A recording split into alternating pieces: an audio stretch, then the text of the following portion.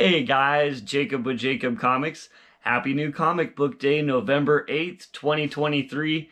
I hope all you guys found all your books where you were looking for in your cubby, on the new comic book shop wall, or mailed to you. However you guys get your books, I hope you guys found all the books you were looking for this week. I know I did, here in the loud, mysterious black bag. Now, before we get dived into that, as always, I do want to remind you, go ahead and like, comment, subscribe. If you guys do like this kind of content, helps the YouTube algorithm know to share me with other people who like comics. All right, guys, let's go ahead and get dived into the loud, mysterious bag. As usual, we got a top 5 going on. I did get 5 books this week, so let's go ahead and start in the number 5 spot. I gave that to Guardians of the Galaxy issue number 8. An alright cover.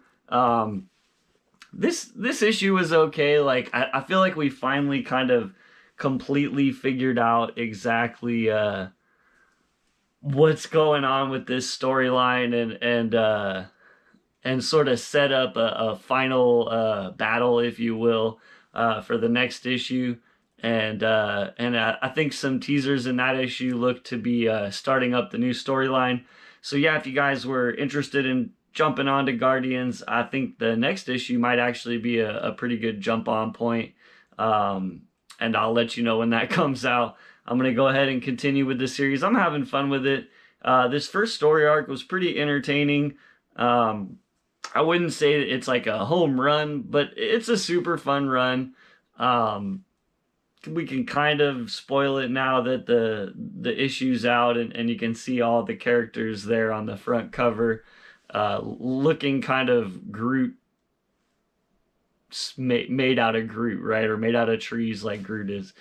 And so basically the whole gist of this story has been that Groot needs to be reborn every millennia, or they didn't really say, but every so often he kind of needs to be reborn, and he chooses different places in space to do this. They kind of go into the backstory of Groot and sort of really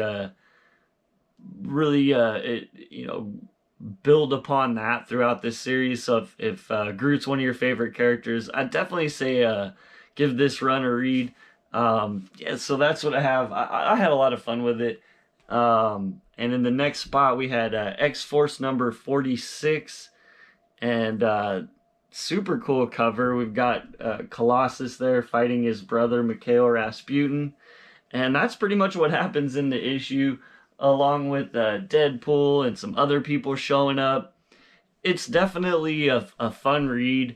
Like I even had it above Guardians this week. I really like the art in it, and Colossus's kind of story coming full circle here, and we're gonna have to deal with the consequences of Colossus's actions. And Colossus does something, I don't want to spoil it, but Colossus does something towards the end of this issue that might shock a lot of longtime readers. So, he does have a lot to atone for, and he's done things now that I don't think he'll ever be able to forget. And that, that's the best I can do without spoiling it. In the number 3 spot, I got XMen Red number 17. And this one, I usually kind of rank this one low. I haven't been enjoying Ewing's run, but this one sort of brought a lot of the disparate elements that were going on in Ewing's story all together now, finally. And, there's not a lot I can say without spoiling it, outside of, you see Apocalypse on the cover. So Apocalypse kind of has this plan, and sort of has been the one pulling the strings all along. And at the end, it seems as though Apocalypse gets his way, and they end on a big cliffhanger as far as what sort of I'm like tippy-toeing around spoiling it. yeah, man, it's a really fun one. If you like Storm's really involved in this as well. I think I can say that without giving away too much. So yeah, I don't know. It was pretty good. Amazing Spider-Man 37. I put it in the number 2 spot. I don't know if this one is like required reading for Gang War, even though it does say Gang War is coming. There's just a slight little mention of that in there. The story is a lot more about Rec Rap and this mystery that's sort of unfolding around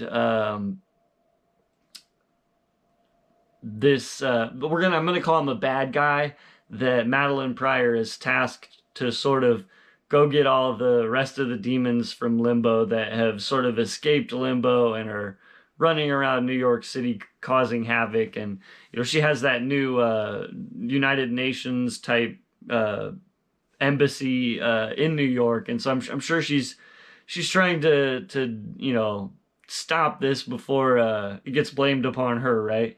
And that's not even the big part of the story. I don't want to spoil what's going on in the story, but there's a mystery. Rec Rap's trying to help show Spider-Man this mystery, and that this mystery needs solving, and the way in which that story is told is really fun. It's kind of through Rec Rap's eyes, and I had a lot of fun with it. It was kind of a bit of a more lighthearted, jokey issue, but it was hits at number 2, and this one completely the opposite of that. A very kind of dark, grim storyline going on right now in Chip Zdarsky's Batman. We're over a year into this run. Really awesome story, and we are getting Joker. Yes, Joker has arrived. Batman is worse for the wear. With I feel like it's all over the internet now that I'm not really spoiling it because it's been a main point of Zdarsky's run.